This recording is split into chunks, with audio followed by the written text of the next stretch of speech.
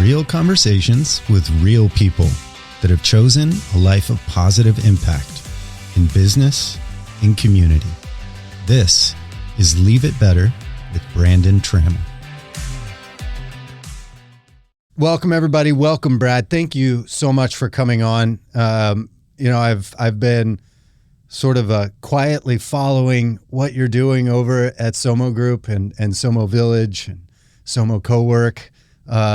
And I've been a longtime fan of what you guys are doing over there. And you and I had a chance to meet a few years back through my work with Conscious Capitalism Bay Area. And I just have to say, ever since, I've been a fan. And so it's an honor to have you on the show. I'm really glad you came to join us. And, as we were in this sort of pre-conversation, you're bringing up a meditation series that you're doing, a 40-day meditation series. So Yep.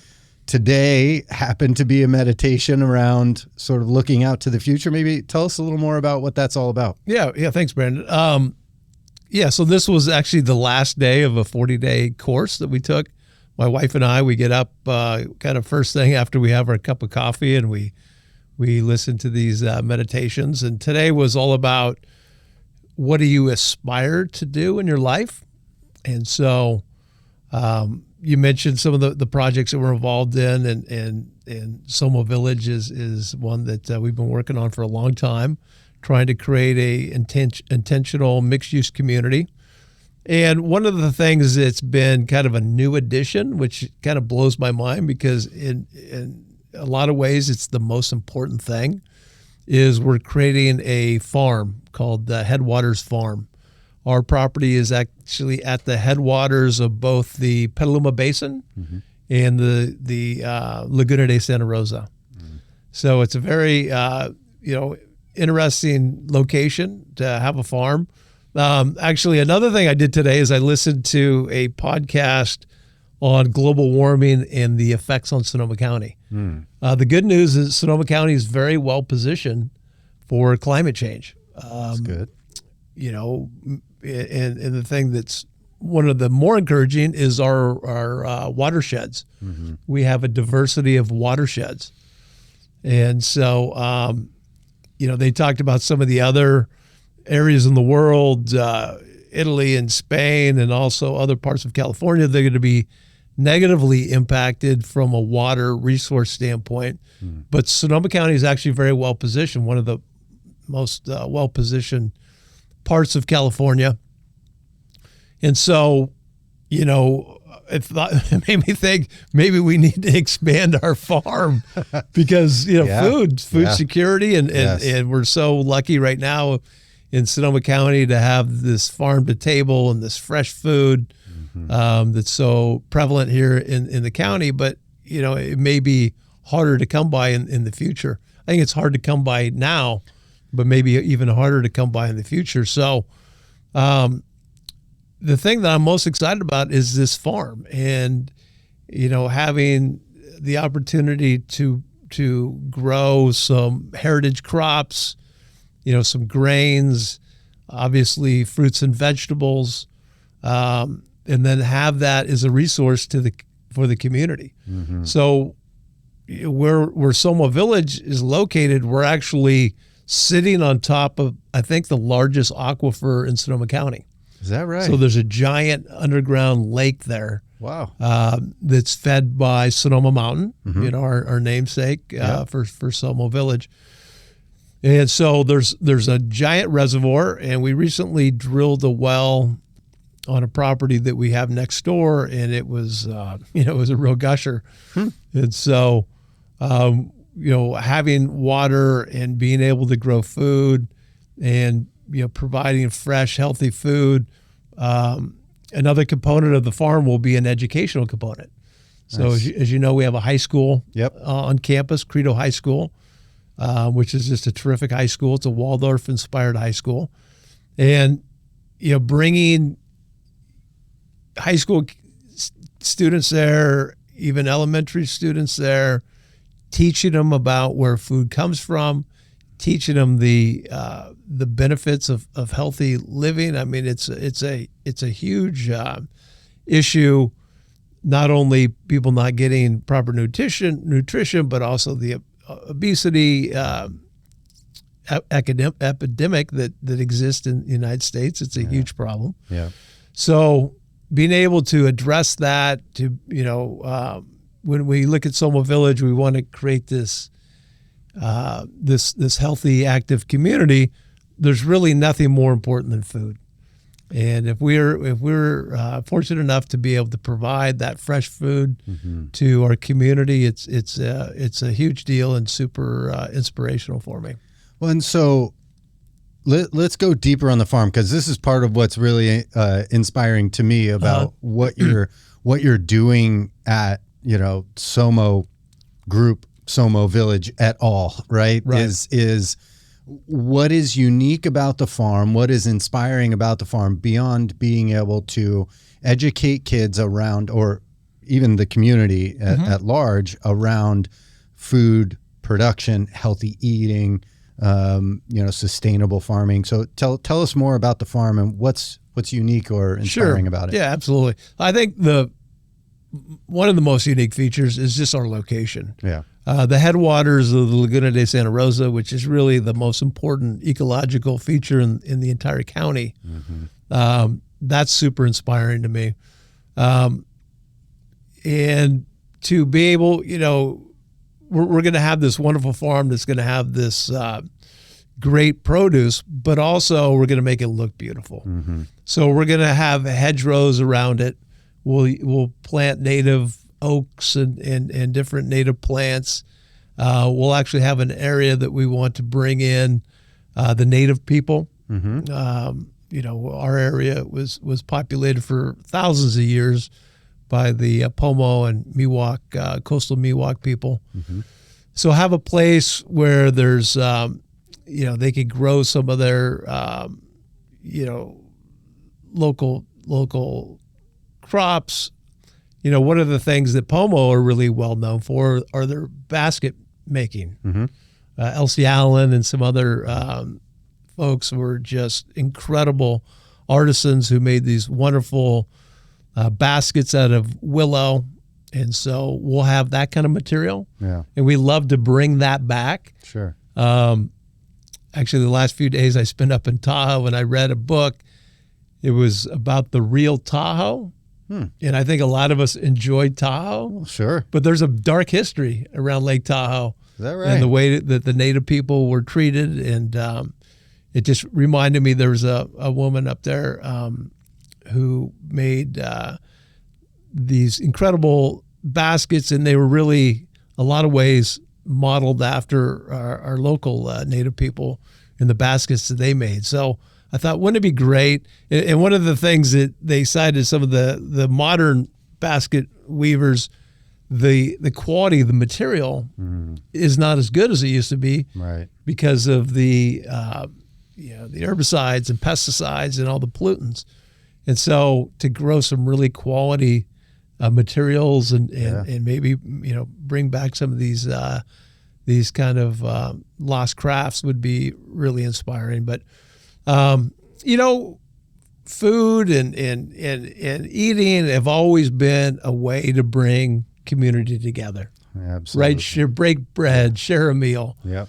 So we envision things like having on a Friday with our wheat, creating some pizza dough, having a pizza oven, inviting the community for a pizza fest. Love that. Maybe some fresh beer or some fresh wine. Sure. Some greens, right? And just break bread together. And so I think in reality, when we're building and contemplating SoMo Village, it's a master plan community. Right. So when I grew up in the 80s and the 90s, a lot of these master plan communities were built around golf courses. So our golf course is really the farm, Yes. It's these community gardens that we have. It's our concert venue. It's our open space. It's our art. We have a lot of public art. Yeah. And so, golf is not going to be the thing that brings our community together, right? It's not going to be this. It's going to be more natural, more Sonoma County, and something that we think is much more sustainable. Yeah. And so, the farm, even though it kind of came late, we always kind of thought about it, but now it's like this is going to be a real commercial farm that will produce a lot of produce. And we actually have our eye on another piece of property that we would like to expand into. And so, when I think about, what's important, obviously we want to build and sell homes. We want to lease our commercial space. But for me personally, funny story, when I was a young kid, I was about 11 years old. My dad had this idea of, hey, I'm going to teach my son about farming. Mm-hmm. And so we had some property out in Bennett Valley, and he and I tilled the soil. It was very rocky, and one of my jobs was to take all the rocks out of the soil, which I was not a huge fan. That's a fun job. Not a huge fan. But then, we got the soil in a decent state and put in some chicken manure or whatever we were using at the time as the fertilizer. Mm-hmm. Then we planted the seed. We made the rows for the corn and the different vegetables that were growing, and we planted the seeds. And my job was to tend the garden and water it, and then harvest it. And then I actually sold fruits and vegetables to our neighbors and friends. So that was kind of my first job. Yeah, budding entrepreneur. Yeah, it was my first job when I was 11 years old. And I've never really farmed or grown I had a small garden, but nothing really substantial. And so this is really going back to my roots, Love that. And we've hired a wonderful farmer, Jake Dagley, and he's leading that effort. And so, that's kind of where I see, like, hey, what are you going to do? Yeah. Retirement. Like, I'm going to be a farmer. Hey. You know what I mean? My father-in-law has a long career, 50 some years in insurance. Okay. And in his retirement, which he's not actually retired. I mean, he still works in his business, but his vision, 30 some years ago, was in retirement. He would be a farmer as well. He bought a plot of land, which he's grown walnuts on for, 25 some odd years. Wow. And, I love, thank you for sharing that story, because I see the connection between why the farm at SoMo is inspiring to you. Right. Because it really is hearkening back to your childhood and a bonding moment and an inspirational moment and an experience with your father in tilling the land, nourishing the land and producing something you can eat and nourish your own body with. So I absolutely love that. And I can fully understand why that's feeling so inspiring to you, and why, hell, you'd retire and become a farmer. It's in my blood for sure.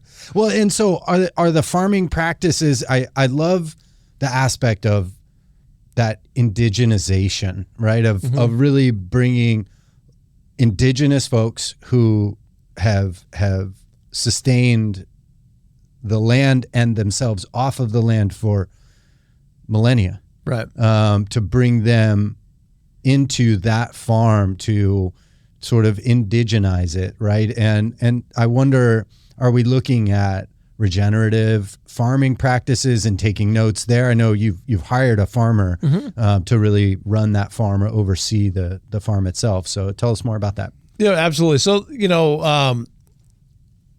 in our area, in Rohnert Park in general, you have a lot of adobe. It's not really the best soil. It's not. Actually, what the farm is, it starts to turn and get a little bit more loamy. Okay.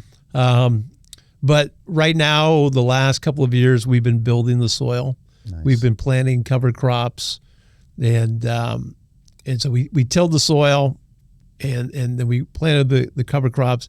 I think we're probably not going to till the soil going forward. Yeah. We'll continue with the cover crops. We'll probably bring in some mulch from a local farm, and it'll take years to build that soil. Sure. But as you build that soil, and it has the ability to capture carbon, Right. and really become a carbon sink.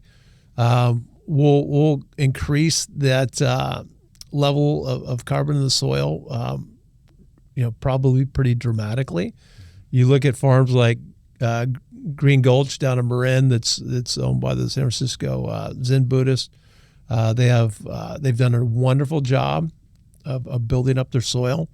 So at the end of the day, the most important thing with a farm, obviously besides water, is the quality of the soil. 100%. So we'll be building that soil up, and that's really, because we're not building this farm to last 5 or 10 years. We're wanting it to basically last forever. Yeah. And so having that water and having that good soil is absolutely crucial. So that's right now we're just we're doing that, and we actually read a book. There's a gentleman, a Japanese guy, I can't remember his name, but he kind of coined a saying called "do nothing farming." Mm-hmm. Just kind of let the land take care of itself. Yes. And so we're kind of in this do nothing farming state of just building the soil, which just takes years. Yes. And so people say, well, are you doing anything? Well, we are. It's just not very visible. You know what I mean? Because we're just, having cover crops, and but we'll actually plant a garden this year. Nice. And probably put a yurt out there, and maybe a parking area. And so kind of it'll slowly transition this summer. Sure. Into looking more like a farm. Right. Actually, and it's actually, that whole area's been farmed. Mm-hmm. Roner Park was a seed farm for many, many years. The Roner and the Spreckles family, I think they had about 1,000 acres that they farmed. So, and then we've been working with a local farmer, for the last, ever since we've had the property, which is almost 19 years. Mm-hmm. And he's been growing rye out there. So basically animal feed. Yep. Organic. It's always been farmed organically, which is nice. Mm-hmm. So we don't have to, remediate anything, any past damage that's been done. So we're very lucky there. Yeah, that's helpful. But, as far as having fruits and vegetables, you really need to build that soil. Yeah. And even these grains, it'll be interesting. We have some, our farmers have been able to get some heritage wheat and different grains that suppose I haven't tried them yet, but have wonderful flavor.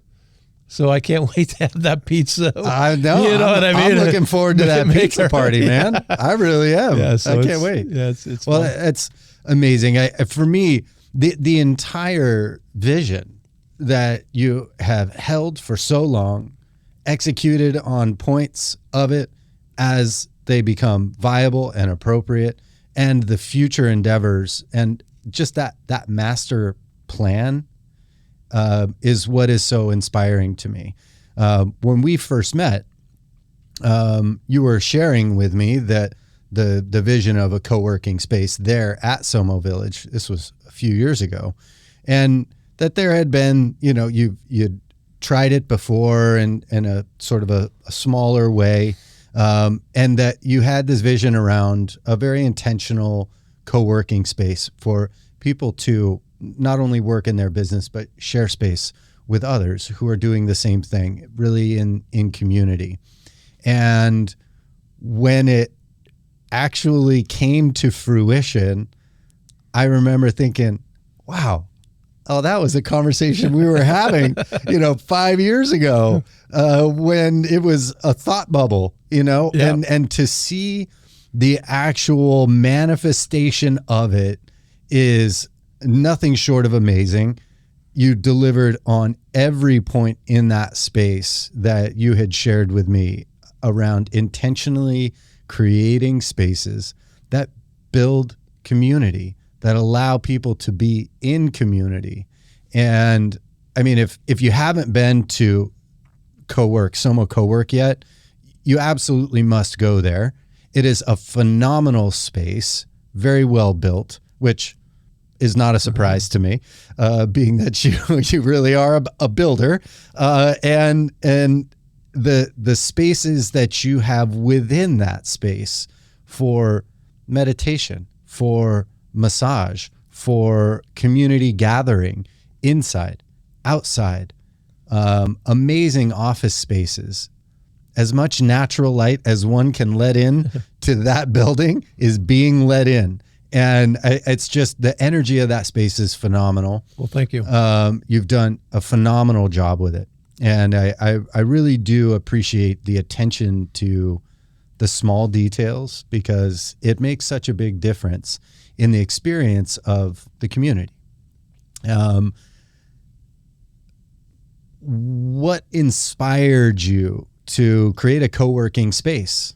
Because you had commercial buildings there, larger companies, bigger spaces that are all there in that SoMo Village area, around Sally Tomatoes and everything there, the concert venue. And so what inspired you to actually create a co-working space, and, Sure. and why is it important to you? Yeah, that's a great question. We have these big buildings that we purchased from Hewlett Packard, from Agilent Technologies. Mm-hmm. And, the challenge for many years is how do we fill them up, right? Mm-hmm. And we've actually had some great tenants. We have some great tenants, traditional medicinal teas, Morton and Bassett Spices, Credo High School, Sally Tomatoes, and Heirloom Cafe. And so, we're always looking ahead, right? Yeah. Where are we gonna be in 5 or 10 years? So, obviously during the pandemic, we knew that the world was changing, right? Yeah. And probably forever. How people work, remote work. The good news is people don't necessarily have to live in these cities and be burdened by these problems that exist in the city, high home prices and crime and so forth. So we envision more and more people leaving the city, leaving Silicon Valley, but still wanting to be in California. California gets a lot of a bad rap these days, but give me a break. This is a beautiful place. It doesn't get much better geographically. It doesn't get much better. Especially where we are, Yeah, we're so fortunate with our great weather, and I mentioned the great food and wine and all of these wonderful attributes that we have. So we want to create an environment where people can still have a great office with great aesthetic, and also be part of a community. So, really the heart and soul of SoMo is community. Yeah. And then, providing that community with all of these great amenities, whether it's, a place to get great fresh food or even work in a farm. A lot of people think that's a great way to relax. I have to agree with them. You know what I mean? Put their hands in the soil. Yeah. It's very, relaxing for a lot of people and a great way to spend some free time. Yeah. So, but the reality is most people have to work, right? Yep. And they want to go to a place that inspires them. Right? They don't want to go to a dark hole someplace. They want to go to a beautiful, light and airy place that has a lot of, great amenities to it. So it was funny because we had, when we originally bought SoMo Village, we created a business incubator. Mm-hmm. And that was one of the first things we did. And be honest with you, we struggled. We were early in the process. Mm-hmm. There wasn't a lot of community to draw from. And so my brother-in-law, Magic Plik, he came up with this idea of, hey, let's build this co-working space. I said, oh gosh, Magic, that's a horrible idea. Like, I've done this. I beat my head against the wall for 10 years. And then he's very persistent and just a wonderful guy. And pretty soon it became my great idea. Right. Well, see, this is how the best have their ideas come into reality. Yes. It's by convincing others that it's their idea. Yeah. So we followed his idea, and luckily we had learned a couple of things from our first experience. So my wife and Magic and I really collaborated. We brought in a great design person who's a great personal friend, Kathy Smith, and she helped us design it. And we've gotten great feedback on the design, and there's always little things to work out. We're constantly trying to improve the experience for our community, but we think that that's the future. Places like Sonoma County, we think we have a great future in being a remote workplace for people, and maybe they still go into the city or Silicon Valley. Sure. Once a week, twice a week, once a month. I'm not sure what that looks like, but in the meantime, they could have their own office. They could have a dedicated desk. They could have a great, kitchen, and you mentioned some of the amenities, the meditation, the workout facility. We're putting in a tap room right below the Cowork. Yes, so you want to get a cold beer, a nice kombucha, or a glass of wine. Right. How simpatico those two things are. Yeah. And next to that, we're actually putting a fitness center. Yes. With a person named Connie Schneider, Complex Fitness, and she's a wonderful person as well. So, trying to have those amenities where people could live, they could work, they could go have a meal or a beverage. We're having a coffee. We'll put it in a coffee shop that's under construction right now as well. Mm-hmm. The school. We have a great high school. I think in a lot of ways the best high school in Sonoma County. We're actually talking to an elementary school as well. So have a place where people could live most of their life. We're right next to a train station. Mm-hmm. So it's a work in progress. We're doing it very organically. Yeah. We're not sure. We're doing it kind of on a limited budget, and when you do that, you can't do everything at once. You make a little money, you reinvest the money. Yes. You make a little bit more, you reinvest a little bit more. So it's a slow process. A lot of people say, "Oh gosh, you're so patient." I'm actually not that patient, but it's like when you don't have a choice, you just kind of thrust upon you, right? You just do what you have to do. As I think the saying goes, something like necessity is the mother of all invention. Yeah, exactly. When we are forced to operate under certain circumstances or constraints, well, there's no real option to operate outside of those constraints, right? Yeah. And also, I want to take a moment to acknowledge that though you may not feel yourself to be a patient person, you certainly have access to resources that would allow you to expand this at maybe a faster pace. Mm-hmm. I mean, most business people, right, who have been in business for some time, we have access to lending, to investment capital from venture funds or investors, and you've chosen not to take that route necessarily for a more rapid expansion.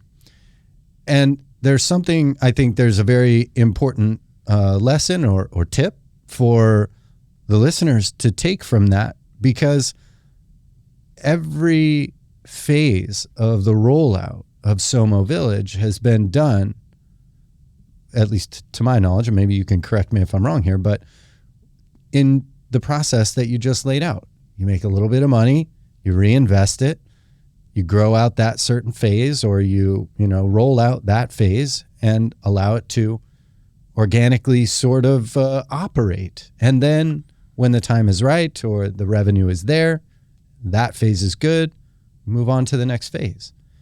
And the patience in that is wisdom to understand that if you want to build something that doesn't already exist, or a model that really isn't prevalent, there aren't a whole lot of people who are going to understand or be willing to fund that kind of vision without creative control of some sort. Yeah, no, that's absolutely right. Most capital has strings attached. Indeed. Right?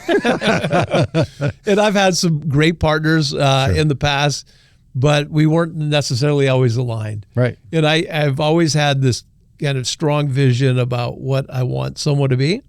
And not everybody gets that. And I understand that. Sure. Especially in the early days, Right, when we were really struggling.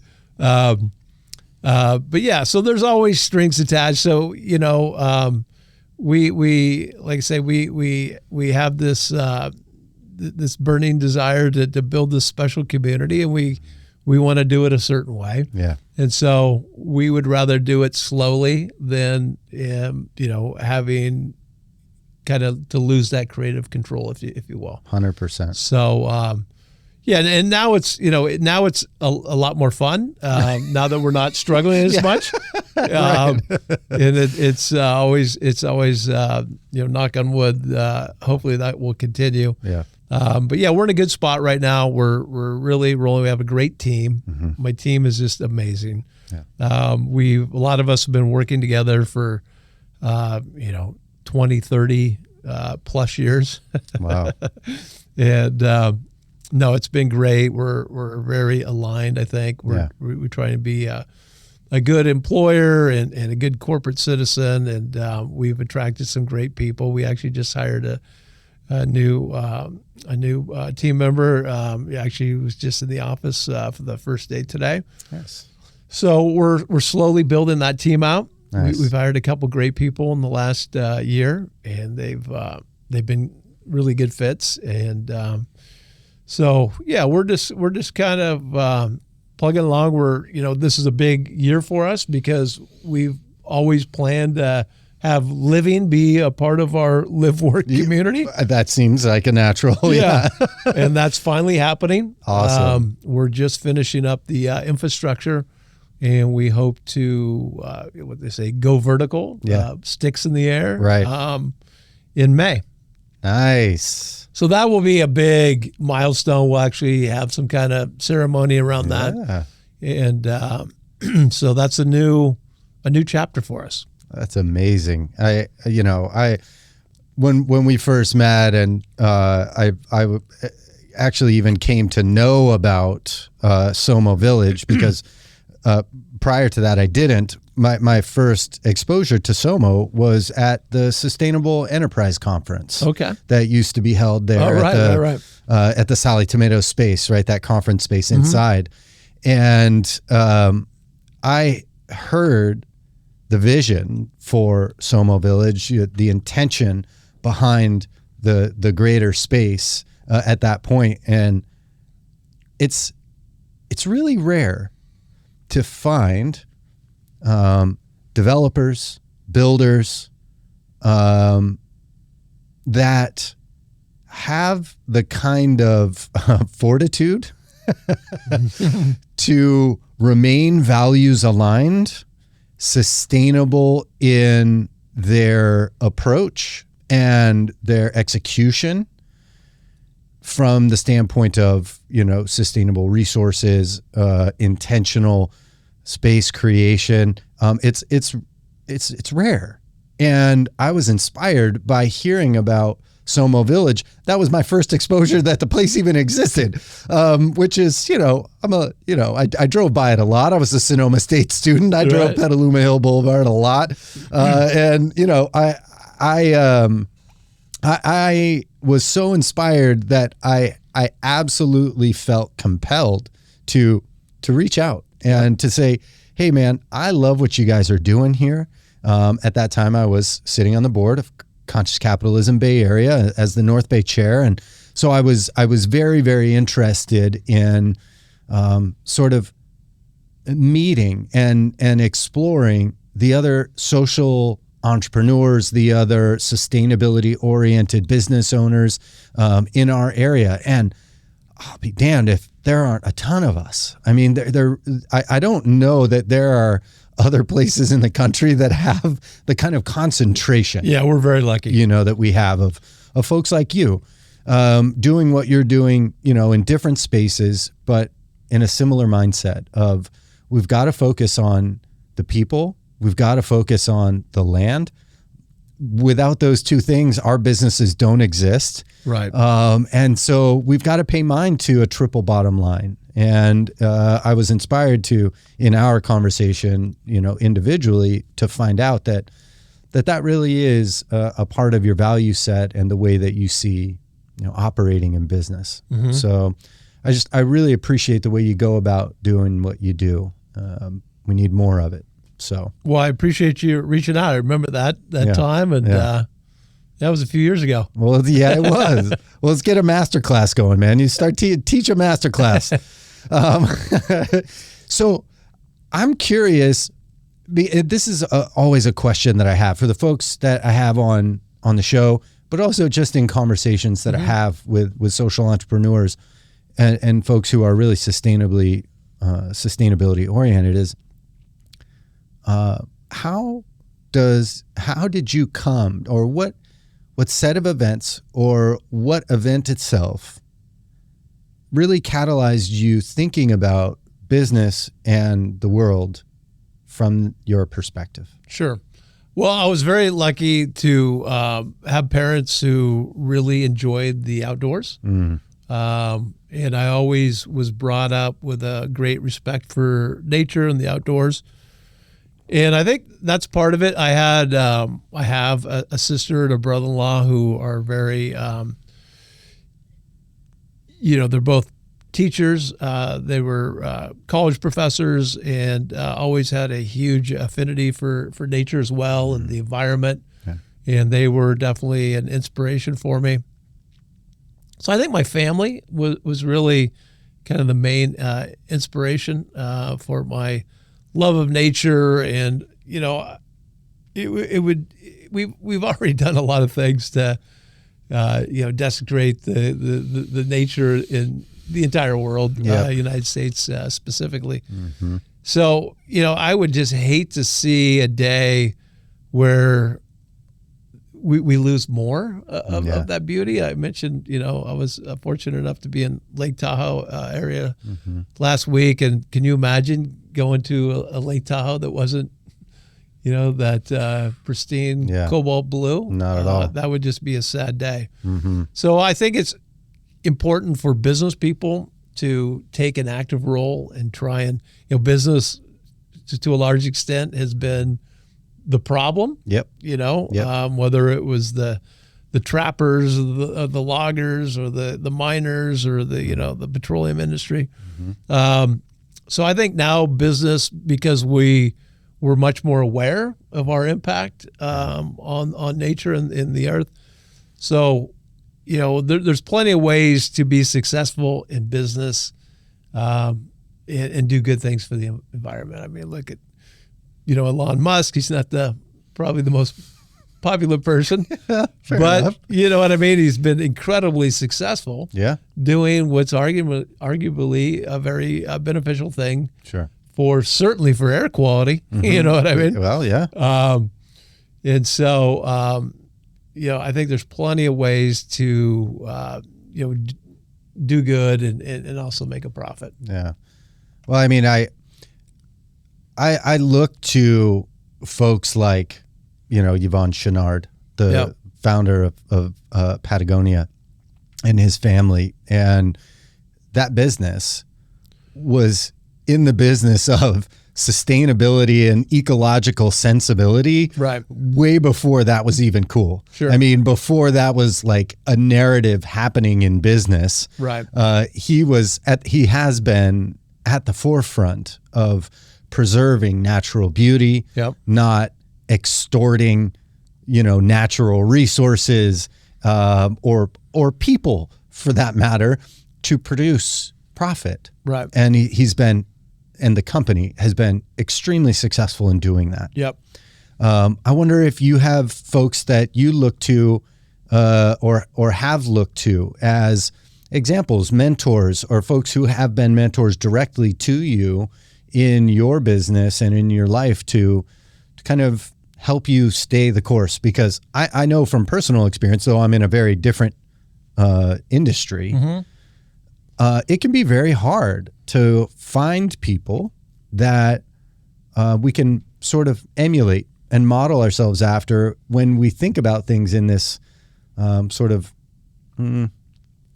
this narrative that is not mainstream per se, right, in business, or is not the most prevalent. And so I wonder if you have sort of looked at or had mentors that have helped guide you along the way. No, absolutely. I mentioned Elon Musk. I mean, Sure. He's controversial, but he's also very inspirational, I think. Walter Robb over at Whole Foods, which I believe you know Walter. I do. I know Walter. He's definitely been an inspiration. John Mackey, who started Conscious Capitalism. Indeed. Those guys are amazing. Certainly Patagonia and what they've done and their succession planning, giving their company to a nonprofit foundation is nice. I'm actually at that stage of my life where I have to start thinking about estate planning and Right. what's going to happen when I pass. And so those are all very inspirational, models for me to follow. Yeah, for sure. Before you purchased that plot of land from, you said HP, right? That was Hewlett Packard campus. What were you doing, and what in God's name would encourage you to buy that piece of property, which, mostly, I guess, defunct at that point because there were no tenants? It was an HP property when you bought it, correct? Yeah, absolutely. So what were you doing before that? Yeah, no, I was working for my stepfather, Hugh Cotting, who was also very much a mentor and inspiration for me. He actually had a great love of nature. And he had built up a very successful shopping center company. Indeed. So when I took over as CEO of Cotton Enterprises, I think we were around 90% in retail and around 75% in enclosed shopping malls. So when I was looking at that portfolio, obviously there was this big behemoth out there called Amazon. And I thought, boy, how is Amazon going to affect the shopping mall business, right? And it didn't look real great, right? No, so as it turns out, I convinced Hugh, I think we should diversify a little bit. And that literally I had just started my position at Cotting as CEO, and maybe a month later, this property came on the market. A good friend of mine named Jonathan So said, "Hey, I really think you should take a look at it." I remember going over there and just like the pit of my stomach was just like this looks crazy because it was completely empty. Sure. It was just this massive, basically kind of mothballed factory.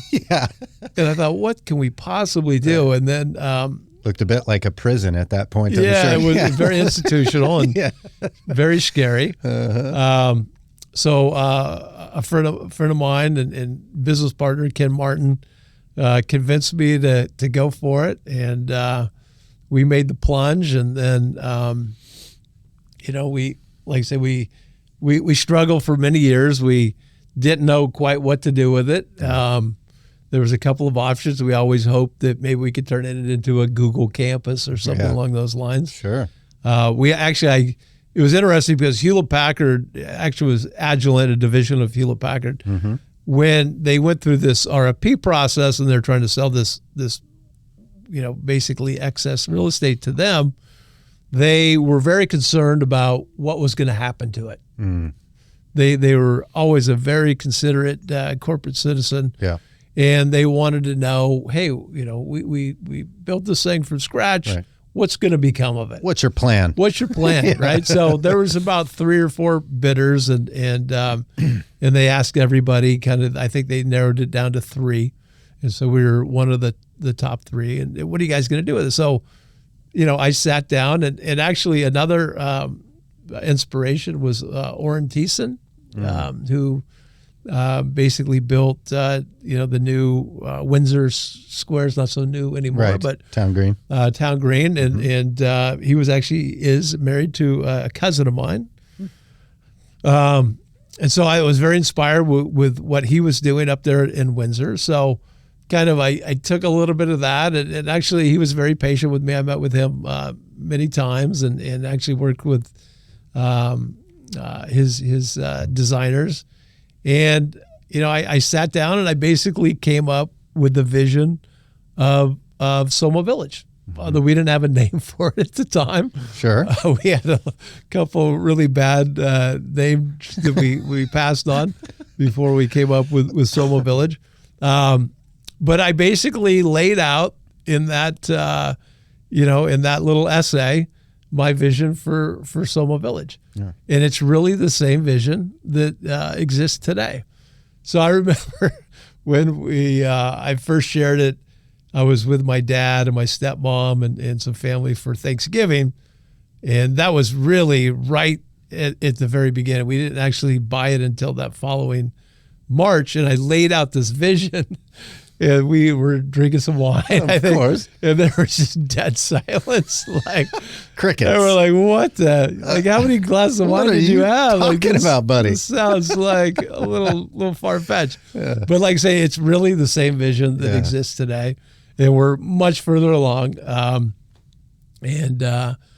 So unfortunately, my dad has passed, and he wasn't able to see it, but he always would come and visit and ask about how things were going. And so. Well, I continue to be inspired by what you're doing there.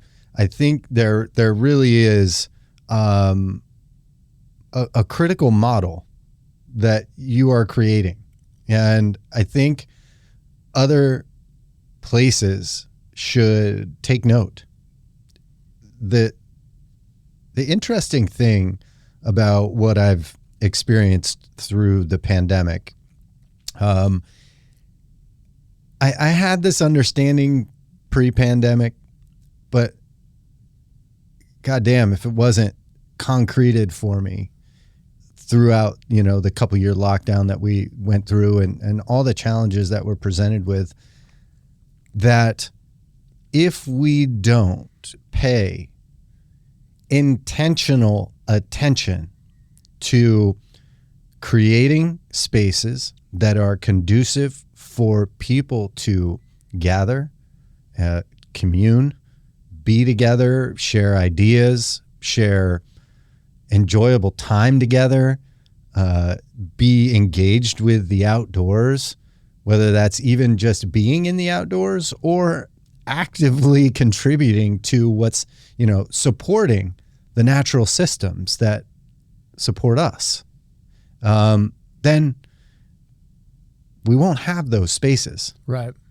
And so the importance of it, I don't even think is really yet fathomed, because without intentional space, then it's kind of like culture of your company. If you don't intentionally create and foster and maintain a positive culture, a beneficial culture where people can feel safe, they can be seen and heard, they can be nourished and can contribute their gifts without fear of, retribution or being fired or silenced, then that will be a sort of an adjunct culture will create itself.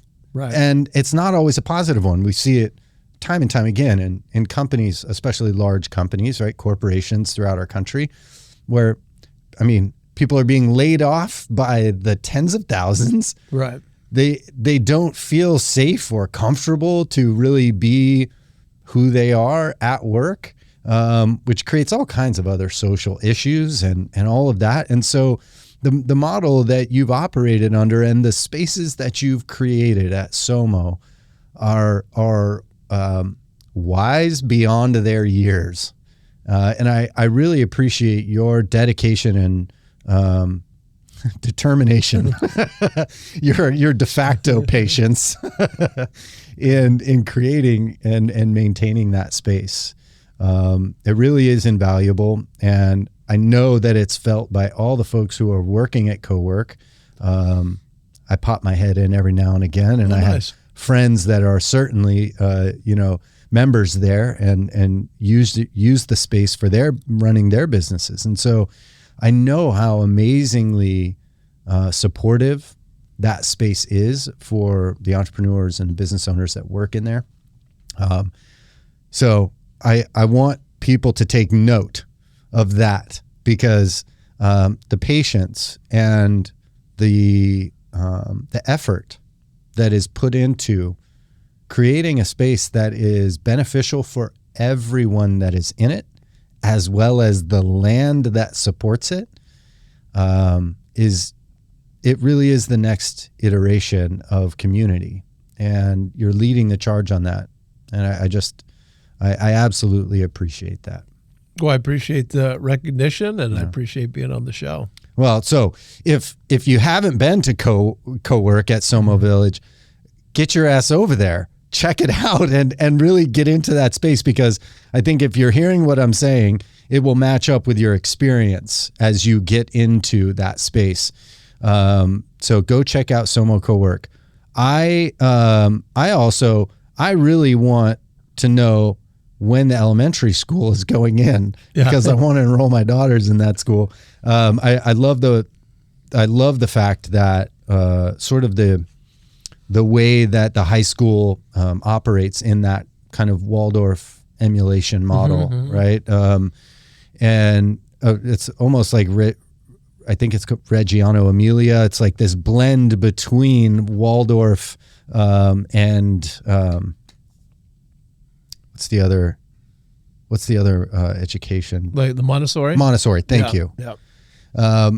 It blends those two. I really absolutely love that. And, I just live in Petaluma, so that's a real quick drive for us. It's actually shorter than Petaluma High School, which is across town.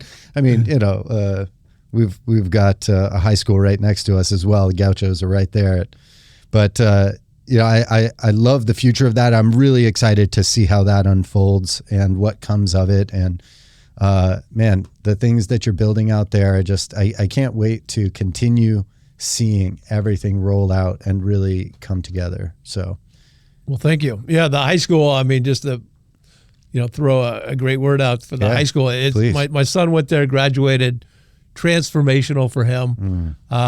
It's not a one size fits all, but for certain kids who are more artistically inclined, just a great nurturing. Now, high school is so tough.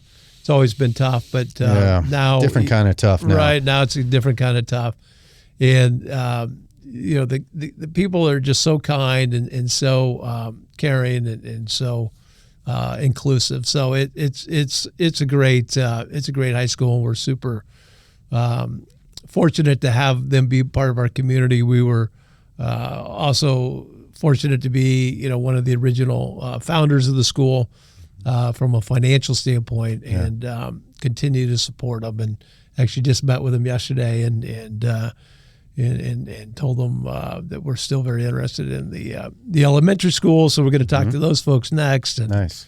Obviously, education is so key for our young people. So and.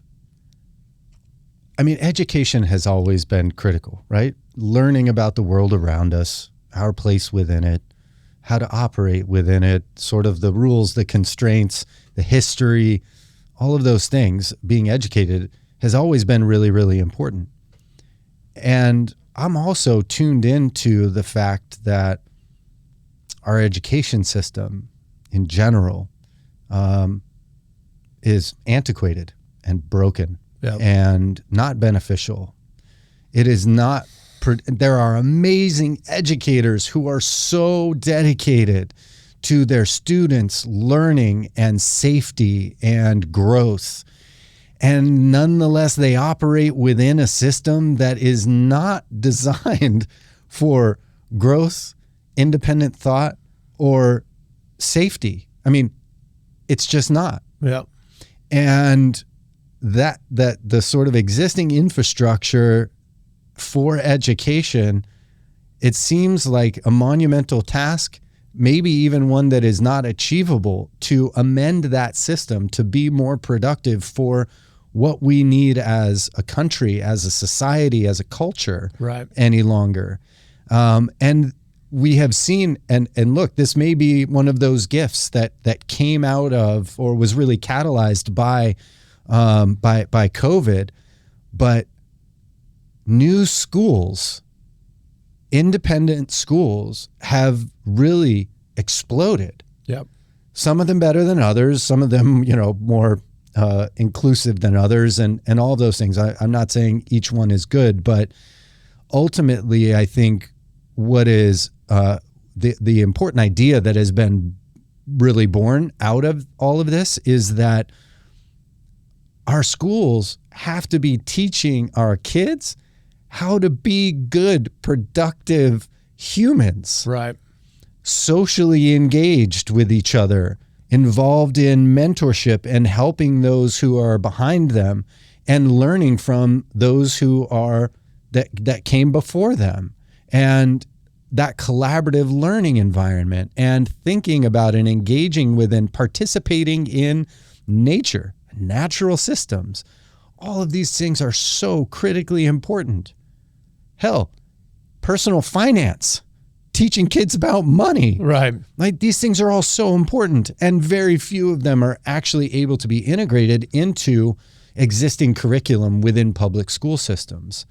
So I am inspired and heartened by the fact that these schools that really are built on a model of collaborative learning, are connected to the natural systems and the land and those who came before us on this land, in recognition and acknowledgement of that, the reality of the history of our country and of our even local community.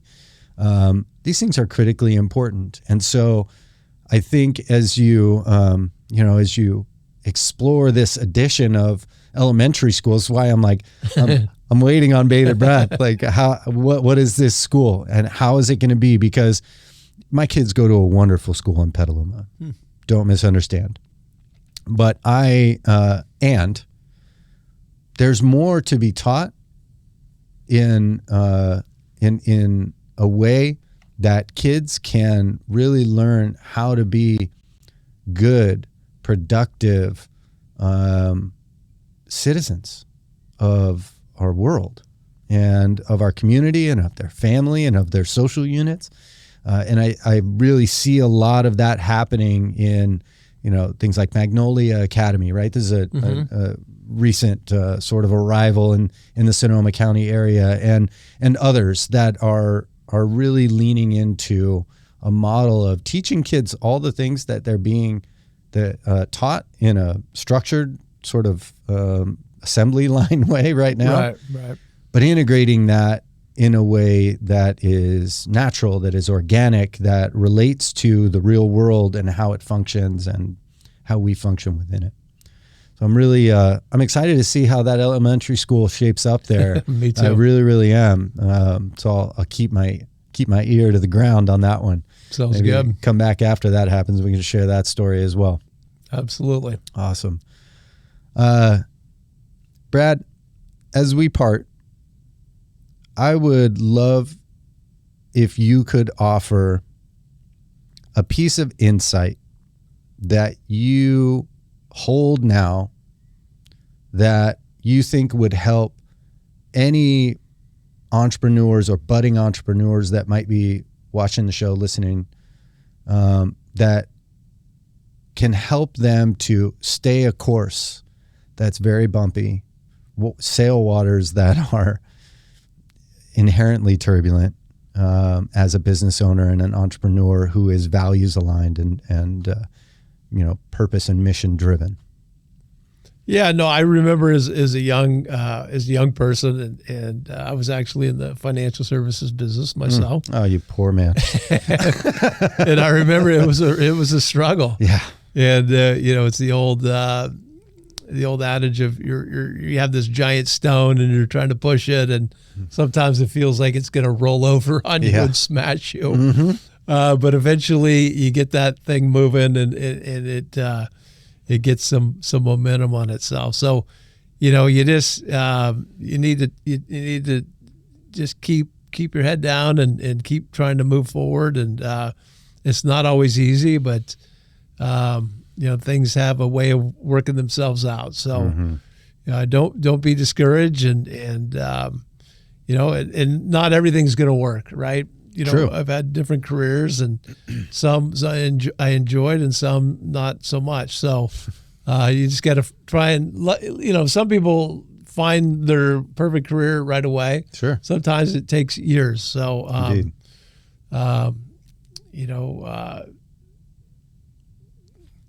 just keep your head down and keep plugging away.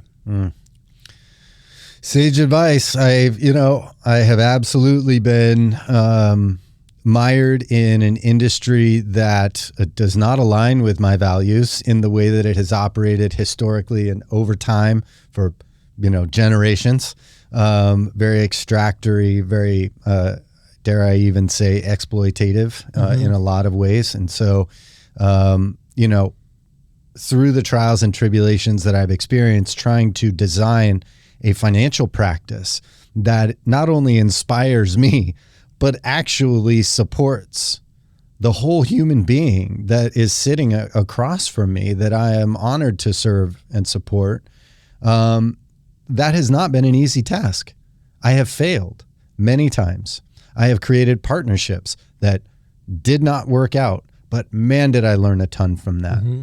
And to be sitting in a place that I'm sitting in right now with a practice that inspires me, that supports my clients and what they need, not just what's available, but what they actually need for them, has been a bumpy road, but the most absolutely fulfilling and meaningful endeavor that I've ever been a part of.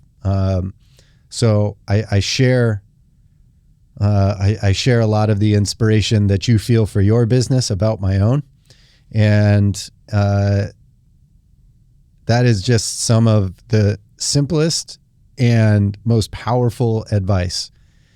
You might feel like that rock is going to roll right over you as you're pushing it uphill. But if you keep pushing it, you will eventually get to the top. That's a hell of a way to end. Yeah. Good advice. Thanks for coming on, Brad. All right. Thank you. Really good to see you. Thanks, Brandon. So until next time, do good, give back, be better.